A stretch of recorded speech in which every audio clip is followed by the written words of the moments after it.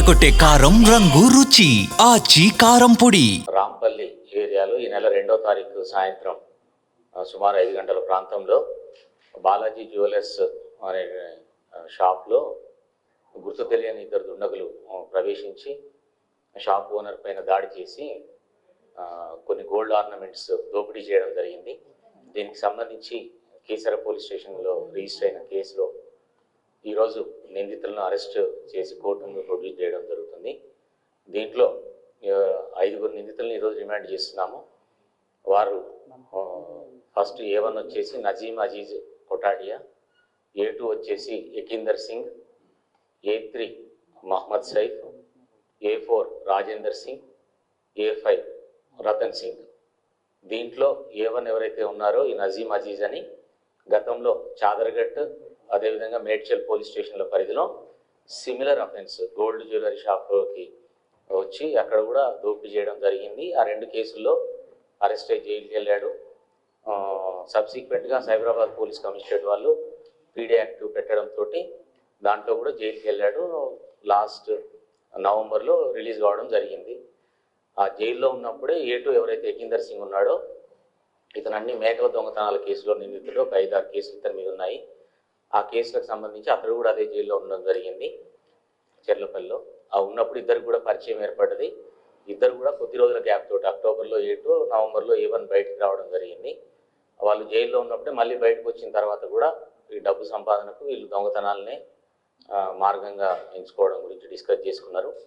So ఎప్పుడైతే A1 మళ్ళీ బయటికి రావడం జరిగిందో A2కు కాంటాక్ట్ కావడం జరిగింది. ఇద్దరు కలిసి A1కు ఈ అఫెన్స్ల మీద ఎక్కువ నాలెడ్జ్ ఉండడంతో మళ్ళీ జ్యువెలరీ షాప్ మీద అటాక్ చేసి దోపిడీ చేయాలని చెప్పి నిర్ణయించుకున్నారు. దానిలో భాగంగా సిటీలో ఉన్నటువంటి వేరియస్ ప్లేసెస్లో జ్యువెలరీ షాప్స్లో రెక్కీ చేసుకున్నారు. వీళ్ళు అబ్జర్వ్ చేసిండ్రు.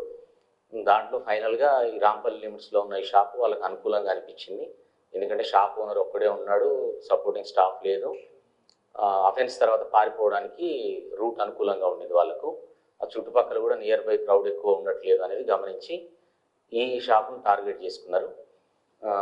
చేసుకున్న తర్వాత దాని గురించి అని చెప్పేసి పూర్తి ప్రణాళిక ప్రకారం దానికి సంబంధించిన ఆయుధాలను ఓల్డ్ సిటీలో మామూలుగా స్ట్రీట్ వెండర్స్ దగ్గర కొనుగోలు చేయడం జరిగింది. 2 నైఫ్స్, ఒక యాక్స్, అదేవిధంగా ఒక డమ్మీ పిస్టల్ కూడా కాచిగూడలో పర్చేజ్ చేశారు. అది లైటర్గా వర్క్ చేసే పిస్టల్ అది. సో వీటన్నిటిని పర్చేజ్ చేసి పెట్టుకొని తదుపరి ఈ అఫెన్స్ చేయడం కొరకు కూడా బైక్ తెలిసిన వాళ్ళ దగ్గర బైక్ అయితే మనం ఐడెంటిఫై అవుతామని చెప్పేసి దీని గురించి ఒక బైక్ దొంగతనం చేసినారు. దాని గురించి అని చెప్పేసి వాళ్ళు సదాశివపేటకి వెళ్ళినారు. ఎందుకంటే A2కి సంబంధించిన ఎవరైతే యకీందర్ సింగ్ ఉన్నాడో అతనికి సంబంధించిన ఫ్రెండ్ సదాశివపేటలో ఉంటే అక్కడికి వెళ్ళినారు. ఒక రోజు వెళ్ళి నైట్ అవర్స్లో అక్కడి నుంచి ఒక బైక్ దొంగతనం చేసి ఆ బైక్ తీసుకొచ్చారు.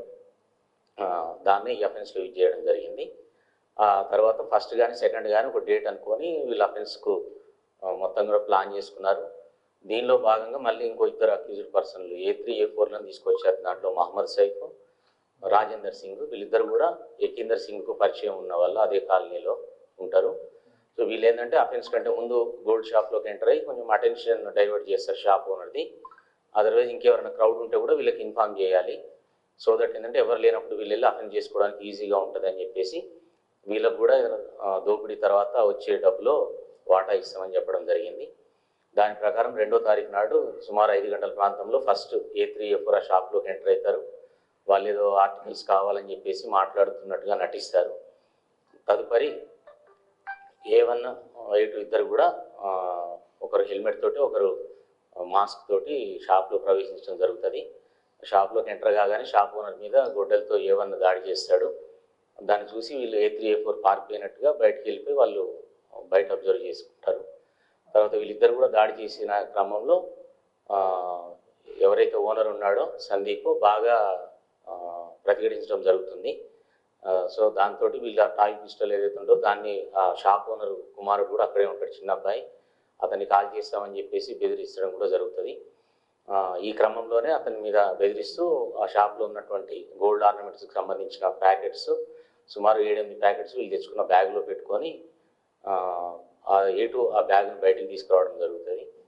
దాని తర్వాత A1 కూడా పారిపోవడానికి బయటకు వస్తాడు. కానీ ఎవరైతే సందీప్ గట్టిగా ప్రతిఘటించడంతో వీళ్ళకి పూర్తిగా బ్యాగేజ్ను తీసుకుపోవడం సాధ్యం కాలేదు. కాబట్టి కొద్దిగా ఒకటే ప్యాకెట్లో ఉన్న ఆర్నమెంట్స్ మాత్రమే వాళ్ళు తీసుకెళ్లడం జరిగింది. అది ఇనిషియల్గా సుమారు 2-3 తులాలు అనుకున్నాము. ఇన్వెస్టిగేషన్లో ఆల్మోస్ట్ 1 తులా లోపే ఉండింది. అది షాప్ ఓనర్ కూడా సేమ్ కన్ఫర్మ్ చేశారు. సో తదుపరి అఫెన్స్ అయిన తర్వాత వాళ్ళు అదే బైక్ తీసుకొని వెళ్ళి యాప్రాల్ అల్వాల్ సైడ్ పారిపోయారు.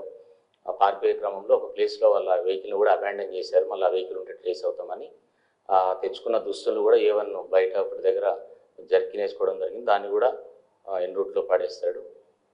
ఆ తర్వాత వీళ్ళు నైట్కు మెహదీపట్నము రతన్ సింగ్ అని A5 ఎవరైతే ఉంటారో అతని దగ్గరికి ప్రాపర్టీ డిస్పోజ్ చేయడానికి వెళ్ళడం జరుగుతుంది. అక్కడికి వెళ్ళిన తర్వాత సెకండ్ రోజు థర్డ్ రోజు అతని దగ్గరే షెల్టర్ తీసుకుంటారు. తీసుకొని ఆ ప్రాపర్టీని డిస్పోజ్ చేస్తే వాళ్ళకు ఒక సుమారు 25,000 వరకు వచ్చినాయని చెప్తున్నారు. సో దాన్ని తీసుకొని మళ్ళీ బయటికి పారిపోవడం గురించి ప్లాన్ చేసుకున్నారు.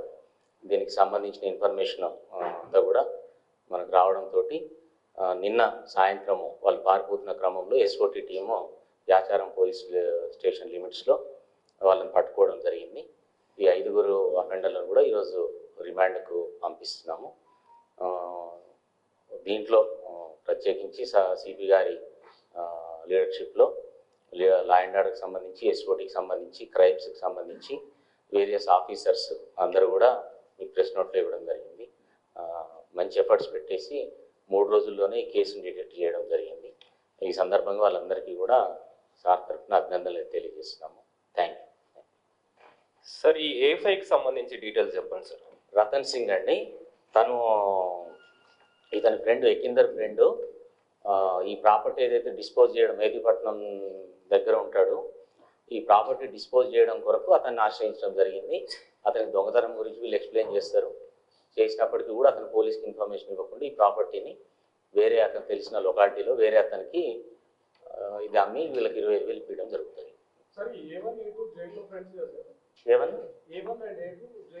జైల్లోనే పరిచయం, అంతకుముందు పరిచయం లేదు.